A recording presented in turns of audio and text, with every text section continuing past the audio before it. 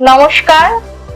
24x7 news Bengal মাতৃশক্তির সম্মানের আজকের প্রথম সিরিজ পুজো কথার এই মুহূর্তে আছি লেকপল্লী ক্লাবে, সন্তোষপুর লেকপল্লী ক্লাবে। আপনাদের সাথে বহু বছরের আমাদের সম্পর্ক। মাতৃশক্তির মাথায় আরেকটি মুকুট, সেটা হচ্ছে পুজো কথা সিরিজ। পুজো কথা সিরিজ প্রথম বছর, এই বছর থেকে শুরু হচ্ছে। শুরুটা হচ্ছে আপনাদের ক্লাব থেকে। প্রথমত কেমন লাগছে? খুবই ভালো লাগছে। প্রথমবার যদি আমাদের দিয়ে শুরু হয় তাহলে তো খুব ভালো ব্যাপার আমাদের। আপনার নাম আর ডেজিগনেশনটা যদি। নমস্কার, আমি শুভজিৎ মান্না, আমি সন্তোষপুর লেকপল্লীর এক্সিকিউটিভ বডি। এই যে সন্তোষপুর লেকপল্লী কলকাতার বুকে বেশ নাম করা একটা পুজো। কত বছর হলো আপনাদের পুজো? থিম পুজো তো রিপিট করা যায়। থিম পুজোর সবচেয়ে বড় যেটা অ্যাডভান্টেজ সেটা হচ্ছে যে প্রত্যেক সময় নতুন কিছু করতে হবে, তো নতুনই তো হবে। ভালো খারাপ সেটা তো দর্শক ঠিক করবে। একদমই। সেই জায়গা দাঁড়িয়ে আমরা সবসময় চেষ্টা করি নতুন কিছু উপহার কলকাতার মানুষকে। যে থিমের এত চল, আগেকার সেই থিম এখনকার থিমের মধ্যে তফাৎ অনেক, আপনি যেটা বললেন সে বিষয়ে সেই ফারাকটা কতটা হয়েছে মনে হচ্ছে এখন এই সময় দাঁড়িয়ে? থিমের গুরুত্বটা কতটা বা থিমের চেঞ্জেসটা কতটা এসছে? আসলে আমার যেটা ধারণা সেটা হচ্ছে যে আগে প্রথম দিকে যারা পুজো করেছিলেন, মানে যে সমস্ত আর্টিস্টরা, ওরা পরবর্তী সময় যখন থিম পুজো হয়, আর্ট কলেজে পড়াশোনা করা ছেলেরা, ওনারা আর্টিস্ট হিসেবে আসেন। ওনাদের শিক্ষা, ওনাদের সংস্কৃতি, তার সঙ্গে বাঙালির কালচার, এটাকে মিলিয়ে ওনারা যে থিম করছেন। এবং একটা সময়ের পর যে থিমগুলো ছিল, ধরুন যে আপনি পশ্চিমবঙ্গের বিভিন্ন জেলার শিল্প, সেখান থেকে সেটা বেরিয়ে গেল ভারতের বিভিন্ন শিল্প, আজকে গিয়ে সেটা হচ্ছে যে বিশ্বজনীন শিল্প, মানে পৃথিবীর বিভিন্ন জায়গাকার শিল্প আমরা তুলে আনি। এইটাই চেঞ্জ, এইটাই বিভিন্ন ভাবে চেঞ্জ হয়েছে। তার সঙ্গে ধরুন এবং সেই থিমের সঙ্গে মিলিয়ে প্রতিমাকে ধরার একটা চেষ্টা, সেই চেষ্টাই ওদের পুজোকে এত বড় আঙ্গিনায় পৌঁছে দিয়েছে, যেখানে আজকে আমরা গ্লোবাল, আজকে আমরা বিশ্বজনীন, সর্বজনীনের জায়গায়। সেটাতে কিন্তু যেমন আমি কখনোই মনে করি না যে সাবেকি পুজোর কোনো অবদান, কারণ সাবেকি পুজো না থাকলে তো পুজোটাই শুরু হতো না। সেই জায়গায় থেকে দাঁড়িয়ে থিম পুজোর ঠিক সেই জায়গাতেই একই রকম অবদান আছে, এটাকে বিশ্বজনীন করার। সাবেকি পুজো হয়তো আমাদেরকে সর্বজনীন করেছিল, থিম পুজো আমাদেরকে বিশ্বজনীন করে। একটা হাইপ কিন্তু থেকে যায় সাধারণ মানুষের মধ্যে যে এই বছর নতুন কি হচ্ছে। সেই হাইপটা রেখেই আপনারা এই বছর থিম করছেন। একটা প্রশ্ন থেকে যায়, এই যে মায়ের মূর্তি, মায়ের রূপ, আমরা কিছু কিছু জায়গায় দেখি মায়ের সেই সাবেকি রূপটা ধরে রেখেছি। কিছু কিছু জায়গায় যেটা আমরা নোটিস করেছি অ্যাজ আ কম্পিটিটর রূপ বা আমাদের কম্পিটিশন আজকে 13 বছর 14 বছর ধরে যে কলকাতা বুকে হচ্ছে, জায়গায় কিছু কিছু মায়ের মুখের বিভিন্ন থিম অনুযায়ী হচ্ছে একটু অন্যরকম। সেটা কিন্তু অনেক মানুষ অ্যাকসেপ্ট করে না। সেই বিষয়ে আপনার কি ধারণা? আসলে আমাদের পুজোতেও 2007 সালে একবার পরিবর্তন হচ্ছিল। পরিবর্তন ঠিক বলবো না, মানে ধরুন থিমের প্রয়োজনই হয়েছিল। সেটা হচ্ছে আমরা শারদা মায়ের মূর্তি বানিয়েছিলাম। ওই শারদা 10 হাত ছিল। দেখুন ব্যাপারটা কি, ব্যাপারটা হচ্ছে যে দুর্গা মূর্তি বা এই প্রচলন ধারণা, এই ধারণার থেকেও বাইরে আমরা যেটাকে দেখতে চাই সেটা হচ্ছে দুর্গা মা। আমরা আমাদের মা বিভিন্ন রূপে, মা যখন রান্নাঘরে থাকেন তখন তার একটা আলাদা রূপ, মা যখন আমাদের সঙ্গে বাইরে বেরোন সেখানেও তার আলাদা রূপ, মা যখন আমাদের ঘুম থেকে ওঠান তখন আলাদা রূপ, মা যখন আমাদের ঘুম পাড়ান তখন আলাদা রূপ। আমরা যদি মানে এই বিতর্ক এগুলোকে বাদ দিয়ে জাস্ট ভাবি যে দুর্গাকে আমরা বিভিন্ন রূপে দেখছি, তাহলে দেখবেন এটা অনেক সোজা। কিন্তু যদি বলেন যে মূর্তি, আমার মনে হয় যে এটা যেমন আমি থিম পুজোটাকে ডিপেন্ড করলাম, তেমন যদি আমি এর বাইরে গিয়ে আমরা মনে করি যে দুর্গাপুজোর একটা ইতিহাস আছে, এটা মানে হাজার বছরের একটা ইতিহাস। সেই ইতিহাসকে যদি আমি মানতে, তাহলে আমার মনে হয় যে মূর্তিটাকে বাইরে রেখে থিমটাকে সাজানোই যায় না এমন। কলকাতা শহরে আমরা বিভিন্ন জায়গায় দেখতেই পাচ্ছি যে মূর্তিটাকে রেখে থিমটাকে সাজানো। তবুও আমি মনে করি কি জানেন, যে প্রত্যেক মানুষের তো একটা নিজস্ব শিল্প সত্তা আছে, আর আমরা যে শিল্পীকে কাজ দিয়েছি বা কাজ, ওনার ওপর সম্পূর্ণ আস্থা রেখে কাজ।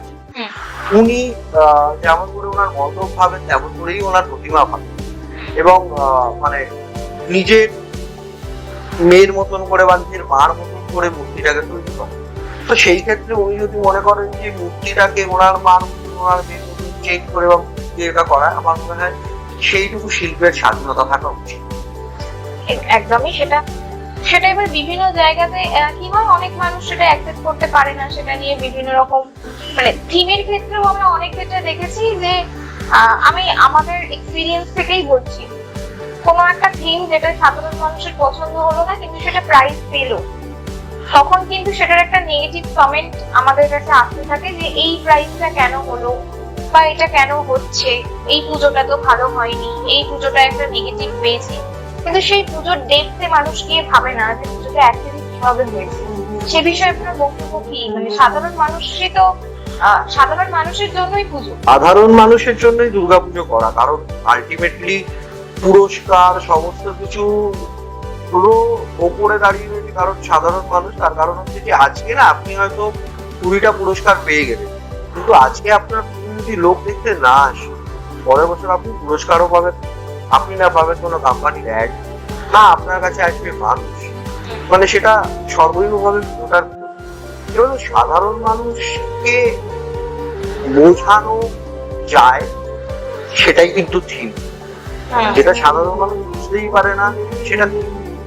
আমি একটা মণ্ডপে গেছি, আমার মণ্ডপটা ভালো লেগেছে, তাহলেই আমি কিন্তু জানতে চাইবো সেটাই কি হয়েছে।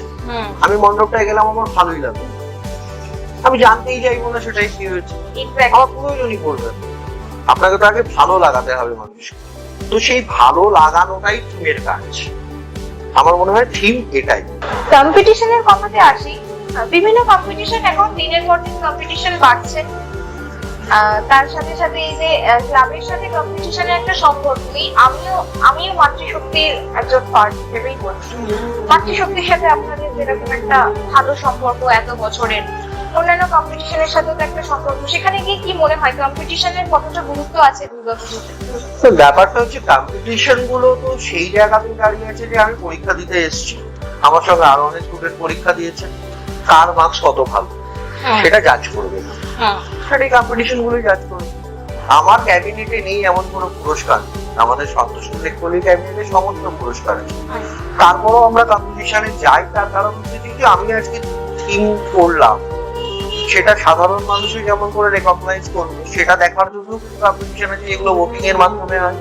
আবার কিছু ভীষণ শৈল্পিক মানুষদের কেমন লাগবে সেটা দেখানোর কিছু কম্পিটিশন, এগুলো জাজেসদের মাধ্যমে।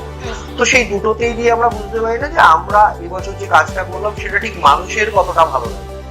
তো সেই জন্য আমি মনে করি যে হ্যাঁ, তো কম্পিটিশনের তো নিশ্চয়ই প্রয়োজন আছে কলকাতা। সুস্থ কম্পিটিশন বলতে গেলে কি বোঝাতে চাই? বিভিন্ন সময় বিভিন্নভাবে বিভিন্ন কম্পিটিশনের ওপর তো এই বিতর্কটা ছিলই যে সেগুলো ঠিক সুস্থ নয়। তো সেইগুলোকে যদি আমি অসুস্থ ধরি, তাহলে যেগুলো সুস্থ তাদের প্রয়োজন আছে। কম্পিটিশনের কথা যখন উঠলো, এই প্রশ্নটা থাকে, আপনার মতে কম্পিটিশন কেমন হওয়া উচিত? কম্পিটিশন যেমন চলছে সেটাতে খুব প্রবলেম আছে সেটা না, কিন্তু আমার মনে হয় যে কম্পিটিশন দুর্গাপুজোর বাজেট অনুযায়ী হওয়া। তার কারণ হচ্ছে ধরুন আজকে আমার পুরো বাজেট 40 লাখ টাকা হয় বা 50 লাখ টাকা হয়, আমার পক্ষে কিছুতেই এই বাজেটটা ধরুন 1.5 কোটি টাকা 2 কোটি টাকা তাদের সঙ্গে কম্পিট করা সম্ভব। তেমনই ভাবে কলকাতা শহরে দুর্গাপুজো অনেক পুজো হয় যেগুলোর বাজেট 10 লাখ টাকা 15 লাখ টাকা, তাদেরও 40 লাখ টাকা বা 50 লাখ টাকার পুজোর সঙ্গে কম্পিট করা সম্ভব, কারণ quality of material, quality of worker সেই জায়গাটাতে ল্যাক করে। তো আমার মনে হয় যে দুর্গাপুজোর কম্পিটিশন গুলোকেও দেখতে হবে যে ধরুন 1 কোটি টাকার বাজেটের উপরের পুজোগুলোর জন্য একটা কম্পিটিশন, 50 লাখ থেকে 1 কোটি টাকার বাজেটের পুজোগুলোর জন্য একটা কম্পিটিশন, আর একদম নিচু থেকে ধরুন 20 লাখ থেকে 50 লাখের জন্য একটা কম্পিটিশন। এইভাবে করলে আমার মনে হয় যে ছোট পুজোগুলো অনেক বেশি উজ্জীবিত হবে, যে আমরাও একটা পুরস্কার দিলাম, মানে যে পুরস্কারগুলোকে আমরা কলকাতা শহরে মানে নামি দামি পুরস্কার যেগুলোর জন্য মানুষ বা করা ছোটা, সেগুলোকে না এই বাজেটের কিনে ফেললে আমার মনে হয় দুর্গাপুজো আরো ভালো হবে। আর মনে হয় অনেক বছর কম্পিটিশন তো হয়ে এসছে, অনেকগুলো বছরও পেরিয়ে এসছি, প্রচুর পুরস্কার প্রচুর প্রাইজ পেয়েছি, কিন্তু এটাই মনে হয় টাইম, যে টাইমে দাঁড়িয়ে কম্পিটিশন গুলোকে একটু বোঝা উচিত যে বাজেটটা কত বড় ফ্যাক্টর। এক্স্যাক্টলি, আমরা অ্যাজ আ মাতৃশক্তিতে আমি নিজে জাজমেন্ট করি। আমি নিজে ঘুরে দেখেছি 8 লাখ 10 লাখ 12 লাখ 15 লাখের যে পুজোগুলো, তারা কিন্তু যথেষ্ট এফোর্ট দিয়ে কাজ করে এবং যথেষ্ট ভালো কাজ করে। ইনফ্যাক্ট মাতৃশক্তি বড় পুজোকেও যেভাবে দেখে আসছে, সেভাবে ছোট পুজো, মাঝারি পুজো, পুজো কোনো বড় ছোট নেই, যদিও পুজো সবার কাছে সমান একটা আবেগ, কিন্তু বাজেট অনুযায়ী বলছি, আমরা কিন্তু তাদেরকে দেখেছি, প্রাইজ দিয়েছি।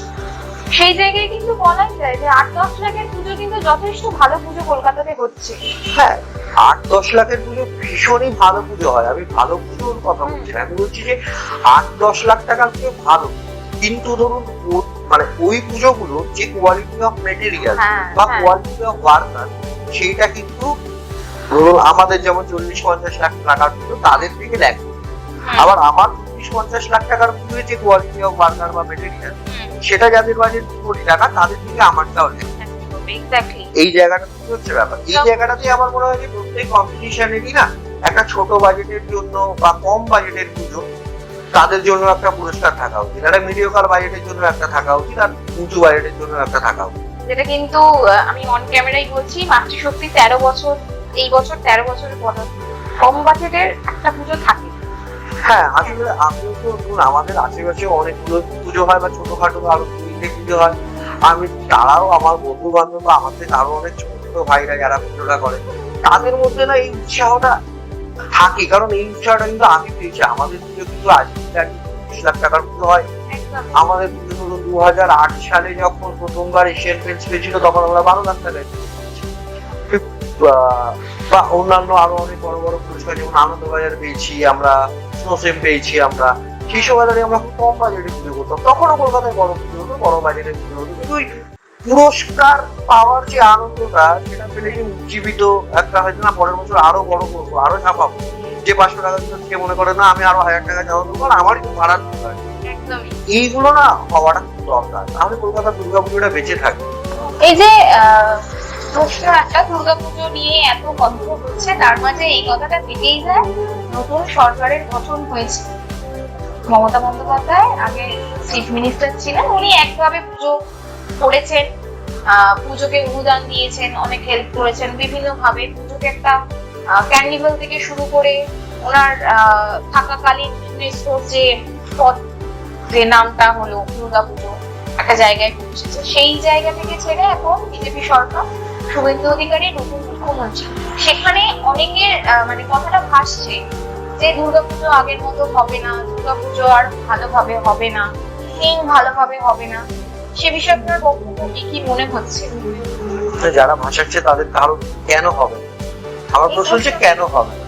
দ্বিতীয়ত হচ্ছে দুর্গাপুজো তো 15 বছর নয়, মানে 15 বছরের দুর্গাপুজো তো নয়। দুর্গাপুজো ধরুন 300 বছরের একটা ইতিহাস বা তারও আগের একটা ইতিহাস আছে, এবং কলকাতা শহরের থিমের পুজো ধরুন প্রায় 80 দশকের থেকেই শুরু হয়েছে। মানে ধরুন যদি আমি হিসেব করি প্রায় 40-45 বছর ধরে একটা থিমের পুজো হয়। তো কলকাতা দুর্গাপুজো বামফ্রন্ট সরকারও দেখেছে, কলকাতা দুর্গাপুজো কংগ্রেস সরকারও দেখেছে, কলকাতা দুর্গাপুজো তৃণমূলের সরকারও দেখেছে, কলকাতা বিজেপি সরকার। দুর্গাপুজো তো চলছে, পুজো কখনো বন্ধ হয় না। দেখুন, পুজো তখনই বন্ধ হয় যখন নতুন জেনারেশনার আসে। পুজোটা কিন্তু এখনো পাড়ার। আজকে সন্তোষপুর লেক পল্লী, সন্তোষপুর লেক অঞ্চলের মানুষজন, তাদের অধিবাসী বৃন্দরই একটা পুজো।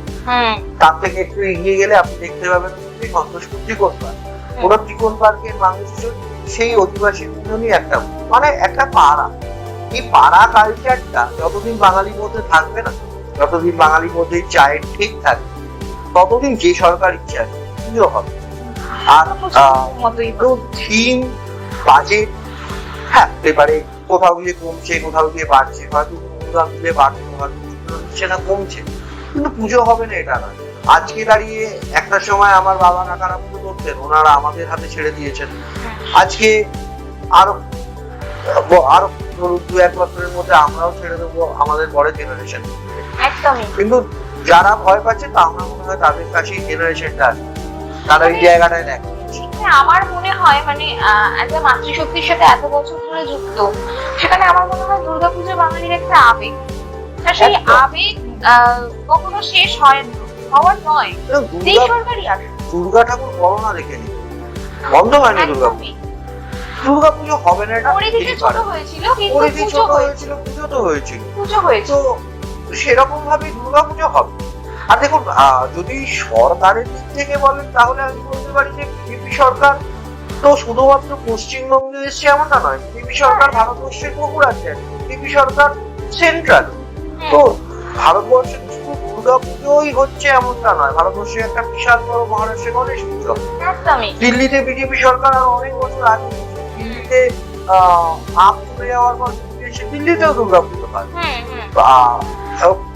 রথযাত্রা আছে উড়িষ্যা, যেখানে এখন বিজেপি সরকার হয়নি।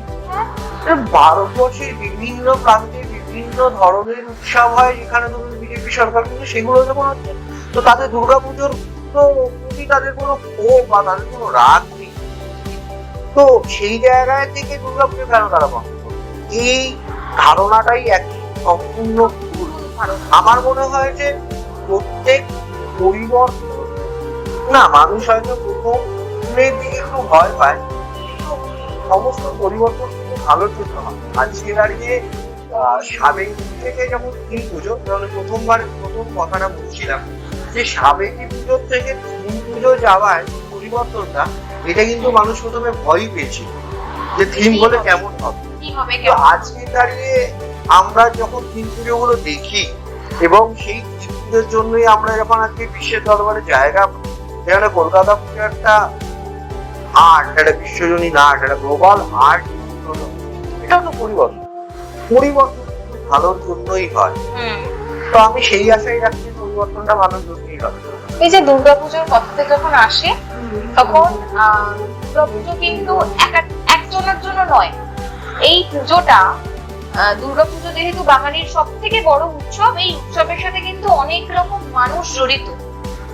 মানে আপনার একটা প্যান্ডেল আপনারা করছেন, সেখানে বাঁশের যারা বাঁশ বাঁধে, সেই কার্পেন্টার, ড্রয়িং এর শুধু শিল্প নয়, প্রত্যেকের কিন্তু থাকি যারা ওই লাইভ পারফরমেন্স করছে, প্রত্যেকের কোথাও গিয়ে কিন্তু একটা পরিশ্রমী যারা যেই কাজগুলো করছে সেই প্রফেশনের দিক থেকে তারা কাজ পাচ্ছে।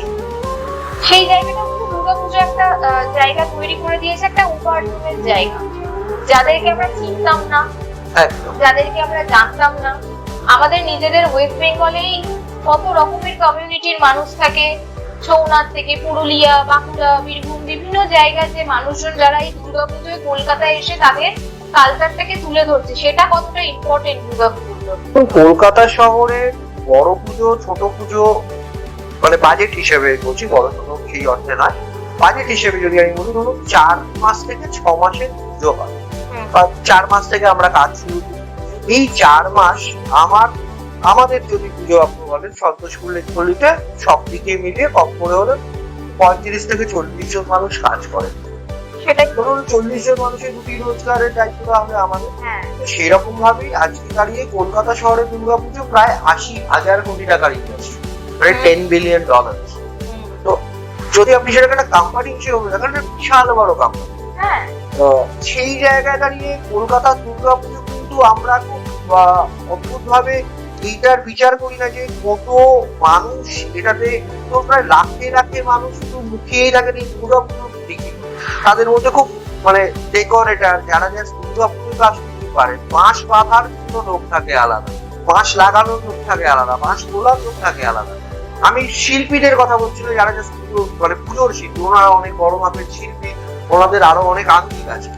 খুব ছোট ছোট মিস্ত্রি, লেবার, এদের জন্য কিন্তু দুর্গাপুজোটা ভীষণ ভাবে ইম্পর্টেন্ট। কারণ এই পুজোর সময়গুলোতে তাদের বাড়িতে ফেরা, প্রত্যেকের বাড়িতেই বাচ্চা আছে, তোর সময়টা আমরাও আশা করি না নতুন জামা, তার বাচ্চারাও আশা করে নতুন জামা। তো এইগুলোর জন্য কিন্তু দুর্গাপুজোটা মানে ইকুয়ালি মানে মোস্ট ইম্পর্টেন্ট জায়গায় এটা, এবং এইটাই দুর্গাপুজোর মোস্ট ইম্পর্টেন্ট জায়গা বলে দুর্গাপুজো দুর্গাপুজো আমার নয়, মানে আমি কখনোই বলি না লেখুলি আমার, আমাদের এই আমাদেরটাই কালচার, আমাদের এই আমাদেরটাই কিন্তু আমাদের হেরিটেজ। এই জন্যই দুর্গাপুজো সর্বজনীন, বা বলতে পারেন আজকে বিশ্বজুড়ে। হ্যাঁ, এই দুর্গাপুজোর জন্যই, এই কটা দিনের জন্যই অনেকে অপেক্ষা করে থাকে যে এই পুজো কটা দিন আমাদের উপার্জন হবে বা আমরা একটু বেশি টাকা ইনকাম করতে পারবো। একদম। এখানে কিছু সংখ্যক মানুষ আমরাই আছি, আমাদের কথাই বলি, আমাদের ইভেন্ট হয়ে গেলে, কম্পিটিশন হয়ে গেলে আমরা যেখানে আনন্দ করছি সেখানে কোথাও গিয়ে দেখা যাচ্ছে ভাগি তার পরিবার নিয়ে ভাগ বাজাচ্ছে, হ্যাঁ। সে তার পরিশ্রমের জায়গাটা, সে তার উপার্জনের রাস্তাটায়, সেই জায়গায় তারা কিন্তু আনন্দ করতে পারছে না। এই জায়গাটা কোথাও গিয়ে একটা মনে কিন্তু লাগে যে তারাও আসছে দূর দূর থেকে, তারা কাজ করছে। তো এই কোনো ওয়েলফেয়ার কাজ কি লেকপল্লী করে সে বিষয়ে? লেকপল্লী সারা বছর তার বাজেটে, মানে আমাদের যেটা বাজেট হয় সেটা আমি বলতে পারছি না, কারণ এই মুহূর্তে এখন হ্যাঁ হ্যাঁ, ঠিক সেটা করি। তো কথা। আমরা আমাদের বাজেটে 30% টাকা জাস্ট ওয়েলফেয়ারের জন্যই রাখি, হুম। যেটার মধ্যে ধরুন আপনার বৃদ্ধাশ্রমে খাবার পৌঁছানো রয়েছে, আমাদের কিছু অনাথ আশ্রম আছে যেখানে বাচ্চাদের পড়াশোনার জন্য রয়েছে, রক্তদান শিবির রয়েছে, হেলথ চেক আপ ক্যাম্প রয়েছে। আপনি এখানে যে গাড়ি বুঝতে পারছেন যে রেকর্ডিং হেলথ চেক আপ ক্যাম্পের যেটা লাগানো রয়েছে, বা এইগুলোর জন্য আমরা জাস্ট আমাদের বাজেট 30% টাকা সেইখানেই রেখে দিয়েছি, যারা প্রত্যেক বছরের বাজেট থেকে সরিয়ে রাখা হয় জাস্ট এই ওয়েলফেয়ার কাজের জন্য। তো দুর্গা পুজো জাস্ট একটা প্যান্ডেল বানালাম, একটা ঠাকুর করলাম, 1 লাখ লোক এলো দেখুন, তার জন্য নয়। দুর্গা পুজো হচ্ছে মানুষের সঙ্গে মানুষের সম্পর্ক তৈরি করার। একদম। এই সম্পর্কগুলো তৈরি করতে যা যা ওয়েলফেয়ার, যা যা কাজ করা, সেই সমস্ত কিছু লেখপল্লী এত বছর ধরে করে এসছে, এবং আমি আশা করি আরো পরবর্তী সমস্ত বছরগুলি করবো। একদম। আপনার লেকপল্লীবাসীর উদ্দেশ্যে বা সাধারণ মানুষের উদ্দেশ্যে কি বলবেন এই বছর? আপনি এর আগে যে প্রশ্নটা বললেন আমি সেটার উত্তরটা দিই, ভয় পাবেন না, দুর্গাপুজো হবে। একদম। দুর্গাপুজো আমার আপনার, দুর্গাপুজো সবার। মা আছেন, উনি দেখে নেবেন। আমিও মাতৃশক্তির হয়ে এটাই বলছি, দুর্গাপুজো হবে এবং খুব ভালোভাবে হবে, শুধু সময়ের অপেক্ষা। আজকের এই পুজো কথার এপিসোড এখানেই শেষ করছি। আবার দেখা হবে কোনো না কোনো ক্লাবে, আবার নতুন গল্প, আবার নতুন করে। ধন্যবাদ।